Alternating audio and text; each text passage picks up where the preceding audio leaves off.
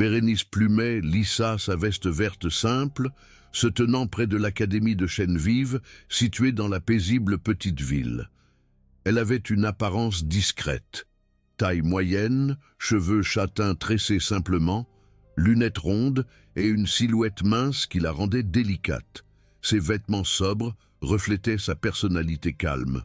Ce que ses collègues ignoraient, c'est que sous ses airs décontractés se cachaient 10 années d'entraînement en aïkido. Bérénice avait obtenu sa ceinture noire 3e dan et maîtrisait les techniques des points de pression au meilleur dojo de petite ville. Elle pouvait casser d'épaisses baguettes, mais gardait ces deux mondes séparés.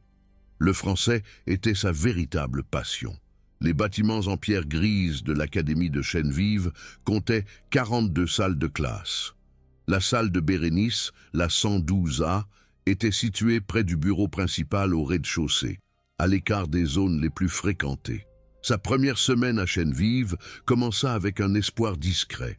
Les élèves entrèrent dans son cours de littérature française de 4e heure, portant leurs lourds sacs remplis de livres qu'ils n'ouvraient presque jamais. « Bonjour à tous », dit Bérénice calmement. « Veuillez sortir vos exemplaires d'orgueil et préjugés. Nous étudierons le chapitre 2 aujourd'hui. » Un rire étouffé partit du fond de la classe, où Théo Martin avait établi son poste habituel. Très grand et costaud, grâce à l'équipe de hockey du lycée, Théo attirait l'attention parce qu'il était imposant et se croyait supérieur parce que sa mère siégeait au conseil d'administration de l'école. Ses cheveux bruns étaient impeccables et des vêtements coûteux le différencièrent des autres. À côté de lui se trouvait Guillaume Dubois, un coureur de cross-country maigre aux yeux rusés, et Édouard Lemaire, dont le père dirigeait le plus grand cabinet d'avocats de la ville. « Hé, mademoiselle Plumet !» lança Théo, prononçant son nom comme prune sec. « Pourquoi on doit lire ces vieilles bêtises? Personne n'en a rien à faire de ces vieux bouquins. » Certains élèves se sont agités sur leurs chaises, connaissant la signification de son ton. Bérénice avait vu des choses comme ça pendant son entraînement, mais le sourire de Théo laissait entendre que ce n'était que le début. La littérature nous aide à voir les choses sous un angle nouveau et à découvrir différentes époques, répondit-elle calmement, se tournant pour écrire les objectifs du jour au tableau noir. Le livre de Jane Austen parle de choses qui comptent encore aujourd'hui. « Ouais, c'est ça, » dit Guillaume, obtenant l'approbation de ses amis. « Ma mère dit que les profs choisissent juste des trucs ennuyeux pour nous embêter. Elle dit qu'on apprend plus dans le monde réel. » Bérénice continua d'écrire, ne tombant pas dans le piège. Elle avait appris en aïkido que la meilleure façon de se battre était de l'éviter. Rester calme et patient était préférable à se battre immédiatement. Cela continua pendant des jours. Théo arrivait en retard, faisant du bruit avec la porte. Il interrompait les cours avec des soupirs bruyants et des commentaires méchants, et Guillaume et Édouard aggravaient la situation. « Mademoiselle Plumet, » dit Édouard pendant la lecture, « je crois qu'il y a un problème avec ma chaise. » Il frappa son livre fort sur le bois, faisant un bruit fort qui empêcha tout le monde de se concentrer. « S'il vous plaît, arrêtez ça !» demanda Bérénice doucement. « Les autres essaient de lire. »« Oh, désolé, prof, » répondit Édouard, faisant l'innocent. « Je ne savais pas que vous étiez si nerveuse. Vous devriez peut-être mettre des boules quies. » Les autres élèves observaient tout cela avec intérêt. Certains semblaient désolés, comme Maya Leclerc, une fille intelligente qui s'asseyait devant et restait souvent après le cours pour parler de livres. D'autres semblaient amusés, et certains semblaient mal à l'aise, mais ne disaient rien. Monsieur André Moreau, le professeur de musique dans le couloir, avait remarqué Bérénice lors des réunions. Son regard amical et son sourire doux lui faisaient du bien. Ils avaient discuté autour d'un thé à 2 reprises, de plans de cours et de leur amour pour les chansons folkloriques. Bérénice aimait ces conversations et la façon dont André l'écoutait sans la juger. Le harcèlement s'aggrava au cours de la 2e semaine. Théo déplaçait les pupitres, rendant difficile pour Bérénice de se rendre au tableau. Il laissait accidentellement tomber des stylos lorsqu'elle parlait, faisant des bruits forts qui la faisaient sursauter. Une fois, il a mis un dessin méchant au tableau, montrant un bonhomme bâton étiqueté prof, poursuivi par des personnes plus grandes étiquetées élèves. Les vrais problèmes ont commencé pendant une leçon sur la signification des choses dans les histoires. Bérénice parlait de la signification d'une rose lorsque Théo leva la main en agissant très poliment. « Je me demandais si vous pouviez nous montrer comment une rose pousse, » dit-il en faisant semblant de simplement demander, pour les gens comme moi qui ont besoin de voir les choses. « Je pense que le livre nous en dit assez, » répondit Bérénice, sachant que c'était un piège. « Allez, prof, » ajouta Guillaume, « montrez-nous comment elle s'épanouit. » La classe commença à chanter « Montrez-nous, montrez-nous » menée par les applaudissements bruyants d'Édouard. Bérénice sentit son visage chauffer alors que tout le monde la regardait, attendant de voir si elle céderait. « Nous allons passer à la partie suivante, » dit-elle fermement, mais elle sembla moins sûre. Les élèves virent qu'elle était faible, et Théo sourit comme un chat qui avait trouvé une souris. Le lendemain fut encore pire. Théo avait trouvé son numéro de téléphone personnel et avait commencé à envoyer des messages pendant le cours. Son téléphone vibrait avec des messages comme « Votre voix est ennuyeuse et quand est-ce que ça va finir ?» Chaque fois, elle regardait son bureau et son groupe souriait avec suffisance. Au déjeuner, elle parla à la directrice adjointe, mais Madame Garnier sembla plus préoccupée par le fait de garder les choses silencieuses que de résoudre le problème. « Avez-vous essayé de créer des liens avec ces élèves ?» demanda Madame Garnier sans lever les yeux de ses papiers. « Peut-être pourriez-vous utiliser des exemples plus actuels. » Bérénice se sentit plus seule. L'idée qu'elle devait plaire à ces harceleurs au lieu de les arrêter lui montrait qu'elle n'obtiendrait aucune aide de l'école. La goutte d'eau qui fit déborder le vase arriva un jeudi après-midi pendant la 5e heure. La lumière du soleil entrait par les fenêtres alors que Bérénice essayait de mener une discussion sur le fait de faire ce qui est juste dans les histoires. Elle sentit à quel point c'était ridicule. « Quelqu'un peut-il me donner un exemple de ce qui est juste dans sa propre vie ?» demanda-t-elle. La main de Théo se leva brusquement. « Ouais, j'en ai un. Parfois, il faut être courageux pour dire à un prof qu'il fait mal son travail. » La classe était silencieuse. Même Maya leva les yeux, inquiète. « Ce n'est pas ce que je voulais dire, » dit Bérénice avec précaution. « Non, écoutez, » continua Théo, se levant comme s'il était sur scène. « Genre, il faut du cran pour dire à quelqu'un qu'il est ennuyeux, non ?» Il commença à avancer et Bérénice recula d'un pas. Tout le monde le remarqua. Son recul excita la classe car il savait que quelque chose allait se passer. Par exemple, continua Théo, maintenant très proche, quelqu'un pourrait être assez courageux pour dire que ce cours est une perte de temps et que vous êtes la pire prof du monde. Guillaume et Édouard se levèrent, formant un demi-cercle autour de son bureau. Les autres élèves restèrent assis, mais se penchèrent en avant pour mieux voir. Téléphone sorti pour enregistrer ce qu'ils savaient être important.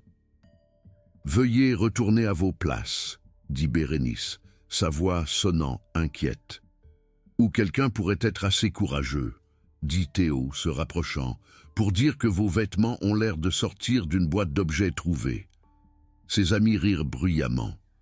Bérénice sentit son visage devenir rouge, car elle savait qu'André Moreau pourrait entendre le bruit. Penser qu'il la voyait comme ça était difficile à supporter. « Ça suffit, » dit-elle plus fermement, mais sa voix se brisa. « Vraiment ?» demanda Théo, sa voix devenant méchante. « Parce que je pense que quelqu'un avec un vrai courage pourrait même tester combien de temps quelqu'un peut supporter avant de craquer. » Avant qu'elle ne puisse bouger, sa main s'étendit et attrapa sa veste verte. Le tissu fin n'était pas solide, et elle trébucha en arrière contre le tableau. « Lâchez-moi !» dit-elle, sa voix calme même si elle ressentait de la peur. « Et si je ne veux pas ?» répondit Théo, serrant plus fort. « Et si je veux voir ce qui se passe quand quelqu'un se défend ?»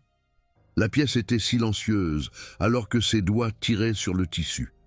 Bérénice pouvait entendre le bruit de la déchirure alors que les coutures cassaient. Elle vit des élèves tenir des téléphones, enregistrant ce qu'ils pensaient être sa chute. Mais quelque chose avait changé chez Bérénice. Elle respirait d'une manière lente et régulière qu'elle avait pratiquée de nombreuses fois au dojo. Elle se tenait droite et équilibrée. Des années d'entraînement lui avaient appris à répondre aux dangers par une compétence calme, pas par la peur. « J'ai dit lâchez-moi », répéta-t-elle, et sa voix avait un tranchant qui fit lever les yeux de leur téléphone à certains élèves. Théo ne vit pas le changement ou s'en fichait. Il était trop occupé à se montrer pour voir le danger dans lequel il se trouvait. « Force-moi » dit-il, tirant plus fort sur sa veste, déchirant le tissu à l'épaule.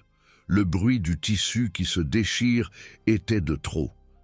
La main gauche de Bérénice bougea rapidement, attrapant le poignet de Théo dans une prise qui arrêta le flux sanguin vers ses doigts.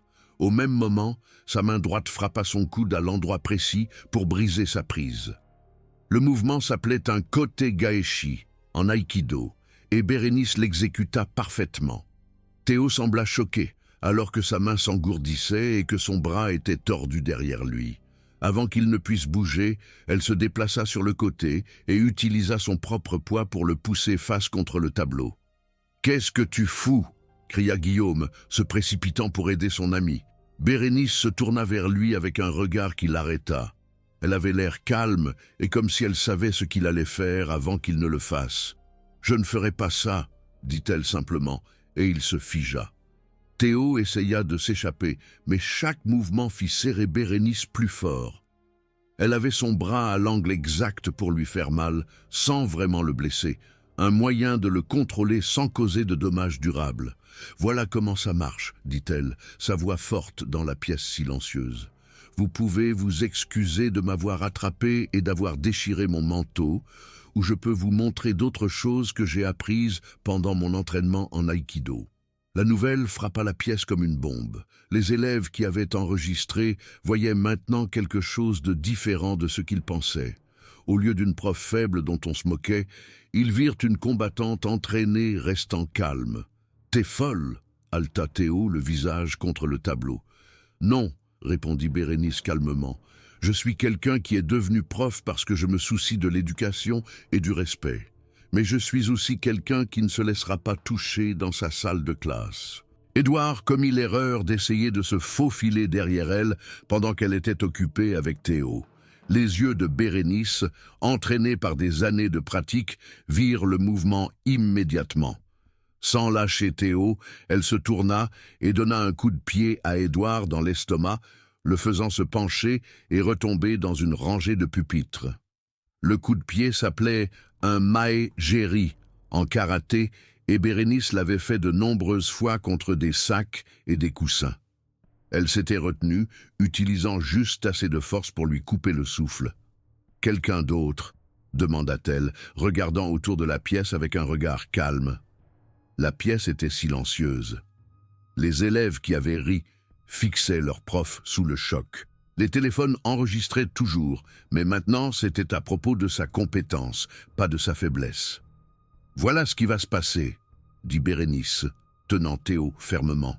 « Vous allez vous excuser de m'avoir touché et d'avoir ruiné mon manteau. Ensuite, vous vous asseyez et vous participez à ce cours comme le jeune homme intelligent que vous pouvez être. C'est une agression, » dit Théo faiblement. « Non », dit Bérénice, « l'agression, c'est ce que tu as fait quand tu as attrapé mon manteau. Ceci est de la légitime défense, et j'ai 40 témoins qui peuvent dire que j'ai utilisé le moins de force possible pour me protéger. » Elle avait raison, et tout le monde le savait. Les enregistrements montreraient qu'elle n'a agi qu'après avoir été attrapée, et que sa réponse, bien que surprenante, était soigneuse de ne pas trop le blesser. « Je vais te lâcher maintenant, » continua-t-elle, « et tu vas retourner à ta place. Si tu veux aggraver les choses, je vais te montrer quelques prises que j'ai apprises en aïkido. Certaines d'entre elles sont très mauvaises. » Lentement, elle lâcha son bras et recula, lui laissant de l'espace pour bouger, mais prête à agir si elle en avait besoin. Théo se leva, se frottant le poignet et la regardant avec un mélange de choc et de respect. La porte s'ouvrit alors qu'André Moreau entra en courant, ayant entendu le bruit. Il vit Bérénice debout calmement, Théo se frottant le bras, Édouard reprenant son souffle et des élèves fixant en silence. « Tout va bien ici ?» demanda-t-il, voyant la veste déchirée de Bérénice et son visage inquiet. « Tout va bien maintenant », répondit-elle, arrangeant ses cheveux et sa veste. « Nous parlions juste d'espace personnel et de respect. » André savait ce qui s'était passé, la façon dont Bérénice se tenait, les visages des élèves et l'atmosphère de la pièce racontèrent l'histoire. Il la regarda avec admiration alors qu'il comprenait ce qu'il avait manqué. « Eh bien, dit-il, sa voix calme, cela semble être une bonne leçon. Je vais vous laisser reprendre votre cours. » Alors qu'il partait, Bérénice l'entendit rire doucement dans le couloir. Cela lui fit du bien, même si elle avait encore peur. « Alors, dit-elle, se tournant vers sa classe, qui peut me parler d'un personnage qui a dû être courageux et se défendre ?»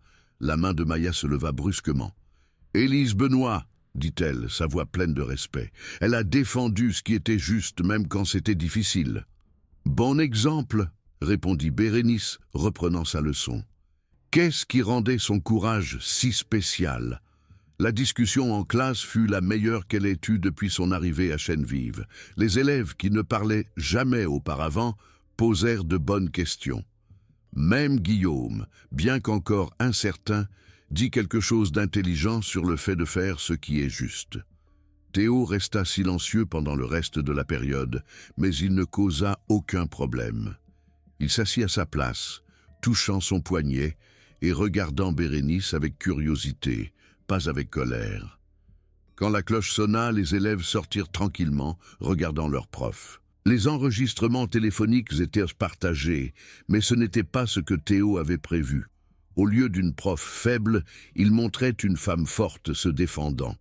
Maya resta après le cours, venant au bureau de Bérénice avec inquiétude. « Mademoiselle Plumet, ça va ?» demanda-t-elle. « C'était incroyable. Je ne savais pas que vous connaissiez l'aïkido. »« Je vais bien, merci, » répondit Bérénice, regardant la déchirure dans sa veste. « Je m'entraîne depuis des années. C'est un passe-temps dont je ne parle pas au travail. » « Allez-vous avoir des ennuis pour ce qui s'est passé ?» Bérénice y réfléchit. « Je me suis défendu contre une attaque. Les enregistrements le montreront. Peut-être que cela fera comprendre à l'école ce qui se passe dans cette classe. » La nouvelle se répandit à travers Chênevive plus vite que les commérages. À la fin de la journée, certains professeurs dirent qu'ils la soutenaient. Madame Garnier dit même, parfois, les élèves doivent apprendre que les actions ont des conséquences. Lundi fut différent. Théo arriva à l'heure et s'assit tranquillement. Quand Bérénice commença la leçon, il ouvrit son livre et suivit. Le changement n'était pas grand, mais la colère avait disparu. Au déjeuner, il vint à son bureau pendant qu'elle corrigeait des copies. « Mademoiselle Plumet, » dit-il doucement, « je voulais m'excuser pour ce qui s'est passé jeudi. J'avais tort. » Elle regarda son visage et vit qu'il était honnête. « Merci Théo, j'apprécie ça. Je pensais que les profs étaient juste des gens qui ne pouvaient rien faire contre les mauvais élèves. »« La plupart des profs pourraient faire beaucoup, » répondit Bérénice gentiment. « Nous choisissons de ne pas le faire parce que nous nous soucions de l'enseignement et de l'aide. Mais cela ne veut pas dire que nous sommes impuissants. » Il comprit. « Depuis combien de temps faites-vous de l'aïkido ?»« 10 ans. J'ai commencé à l'université pour la confiance. C'est devenu plus que ça. »« Ah, pourquoi n'avez-vous rien dit avant ?»« Parce que je voulais être connu comme une bonne prof, pas comme quelqu'un qui pouvait se battre. Ce qui s'est passé jeudi était de la légitime défense, pas un spectacle. Vous êtes une bonne prof. J'étais trop bête pour le voir. » La conversation changea les choses. Guillaume et Édouard suivirent l'exemple de Théo et se comportèrent mieux. Les problèmes cessèrent et l'apprentissage commença. André Moreau avait observé tout cela avec intérêt. Il respectait Bérénice encore plus après avoir vu comment elle avait géré les choses avec force et sagesse. Il parlait plus souvent et de choses personnelles. « Je dois dire, dit-il autour d'un thé, j'ai été impressionné par votre compétence. Ce contrôle du poignet était parfait. » Bérénice rougit. « Vous connaissez les arts martiaux ? J'ai fait de la boxe à l'université, et je m'entraîne encore parfois. J'ai vu à quel point vous étiez professionnel. Vous auriez pu vraiment le blesser. Ce n'était jamais le plan, dit-elle fermement. J'avais juste besoin qu'il sache qu'il y a des limites et des conséquences. Le changement alla au-delà de sa classe. D'autres élèves commencèrent à traiter Bérénice avec respect parce qu'ils voyaient qu'elle était bonne dans son travail et honnête. Elle n'était pas devenue une brute. Elle avait juste montré qu'elle ne se laisserait pas intimider. 3 semaines plus tard, la directrice Garnier, la mère de Théo, la prit à part. Nous avons regardé les enregistrements de près. Votre réponse était juste et professionnelle. Mon fils avait besoin de cette leçon. Ses notes sont meilleures et il se comporte différemment. Vous lui avez appris que les actions ont des conséquences avec une grande compétence. Le printemps apporta de nouvelles opportunités. Bérénice était connue comme une bonne prof et quelqu'un avec qui il ne fallait pas plaisanter. Les élèves lui demandèrent des conseils, la considérant comme quelqu'un avec sagesse et force. Théo était devenu l'un de ses meilleurs élèves. Son essai sur le fait de faire ce qui est juste était l'un des meilleurs qu'elle ait lu. « J'ai écrit sur vous », dit-il, quand elle lui rendit la copie avec un B+. « Sur moi ?» Sur le fait qu'il faut du courage pour être patient avec les gens qui ne le méritent pas, mais aussi pour se défendre quand on en a besoin. Vous auriez pu me faire renvoyer, mais vous avez choisi de m'enseigner. Alors que l'année scolaire se terminait, Bérénice pensa à son parcours depuis ce premier jour nerveux jusqu'à devenir l'une des profs les plus respectées de Chêne-Vive. Elle avait appris que se défendre ne signifiait pas devenir quelqu'un dont elle n'était pas fière.